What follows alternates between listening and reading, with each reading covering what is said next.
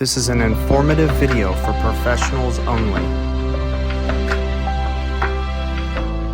So after resting on the bottom of the St. Lawrence River for probably the last 100 years, it is only natural that the artifacts would become a tad bit salty. The salt in the seawater is soluble, which means it can be dissolved into a liquid, such as water, which allows it to enter most of the materials found on the Empress. Salt enters the artifact through the process of osmosis. A concentrated solution, being the seawater, goes through a membrane, the surface of the plate, to a less concentrated solution, which is inside of the artifact, to balance out the amount of salt on both sides. Even after concretion is removed from an artifact and the surface appears to be clean, most of the artifacts must remain wet because of the salt content.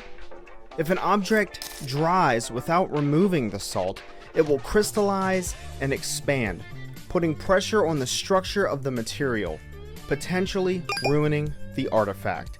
Salt crystallization can continue to occur even after controlled drying of the artifact because of the relative humidity in the air. Southern Louisiana tends to be humid, and the water in humid air causes the salt crystals to grow, resulting in further expansion and damage. Non-metallic materials such as glass, wood, textile, leather, and ceramic go through a specific type of desalination. Now let's review the process. We desalinate objects by placing one or more in a water solution with a lower salt content than the seawater. Through osmosis, the soluble salts will slowly leave the object as the two solutions attempt to equalize. Here, we test the water the artifact is soaking in using a TDS meter, total dissolved solids. You can start the desalination process in tap water, which reads just above 100 parts per million. Seawater regularly reads above 400 parts per million, meaning tap water falls well below that threshold. Each week, we will test the solution of the actively desalinating artifacts to see if the amount of salt in the solution has increased or plateaued from the previous week.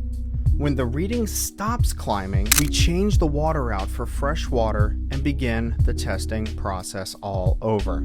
After the solution's reading plateaus at the salt level of tap water, then we move the artifact to distilled water.